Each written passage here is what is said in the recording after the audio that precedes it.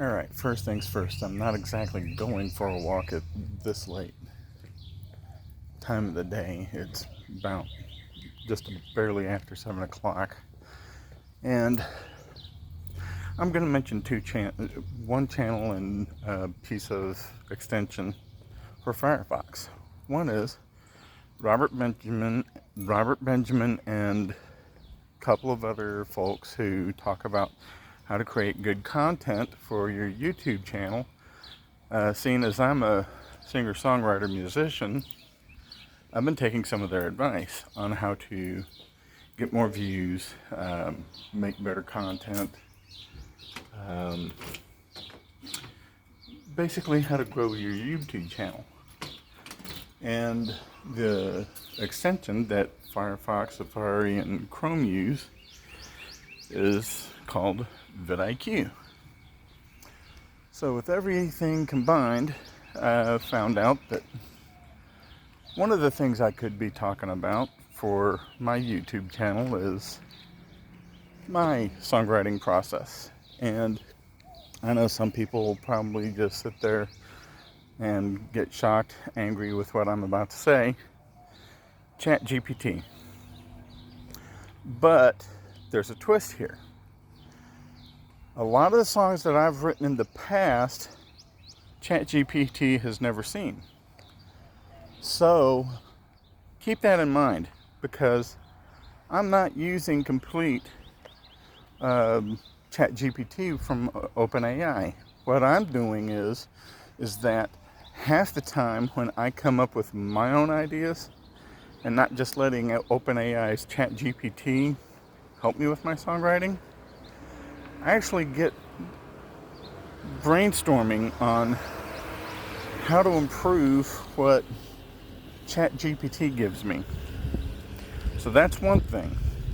Can't get mad at me for that, because I actually correct ChatGPT on what it is I want. And furthermore, as a programmer as well, it's not always easy for me to figure out what I need to do to I'd like to create a software that helps, like a song doctor. It helps you generate ideas for your songs to, I wouldn't say give AI a boost on songwriting, but really to, how can I phrase it? Help you mend your songs. If you upload a few lyrics that you've written over the past several years, or however long you've been writing lyrics, that it would analyze your writing, let you know what vein of genres and musical styles that your writing looks like it is. And I'm not trying to be all shaky here, guys. I'm trying to watch for traffic while I'm making this video. Anyway, the point I'm trying to get is that brainstorming comes in many shapes and sizes, especially even for songwriting. I've noticed that there are multiple people that have their own styles. Lionel Richie has his. I know Taylor Swift has hers, and I'm going to probably get a little backlash here. I'm not a huge Taylor Swift fan. She does have some good songs, don't get me wrong. She does have some good songs. So, I'll amend my thinking on her. I'm not going to totally blast her, because she's one of the top songwriters out there. I'm not going to fault her for that. Same with Katy Perry. I know she writes some of her songs. Blake Shelton writes some of his songs. In fact, sometimes he screws up with songs that he writes, especially songs that him and his wife Gwen record. But what I'm trying to get at is that overall, everybody's songwriting is going to be different from how somebody else writes songs. And truth be told, sorry, I'm kind of winging it here. I don't exactly have a perfect script to go from, but really and truly, if you're into songwriting, get into it. And in fact, whatever you're passionate about, programming, do it. If you're into gaming, do it. Do what you're passionate about, but stick to a script. And the majority of the time, when I make these videos for you guys, the truth is that I just don't have the kind of setup that I want to do in home. There are other extenuating circumstances to that.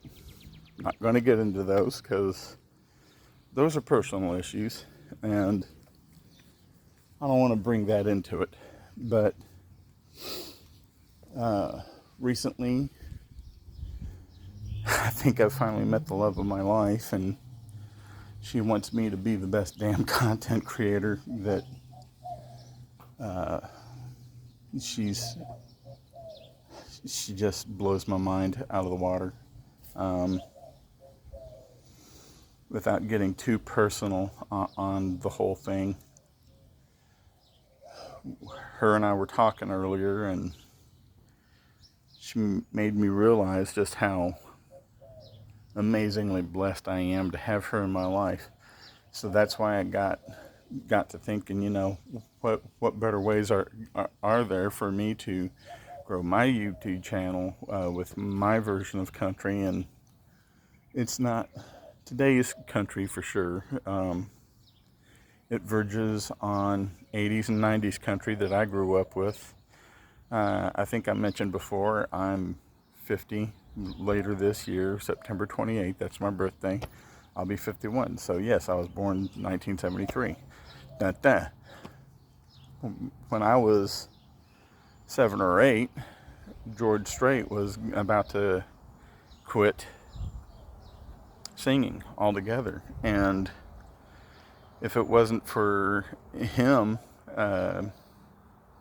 being seen by Irv, he wouldn't have gotten back into Texas country music, period.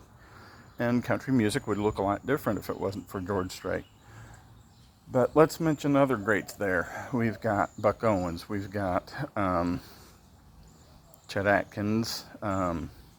Buddy Holly. He was gone way too soon because of what happened in Clear Lake, Iowa. Along with Richie Valens and Big Bopper. That was a huge loss to the music industry. Anyway, this has gone too long, and I wanted to keep this at a reasonable time. Thank you guys, and thank you for tuning in on this little episode of mine.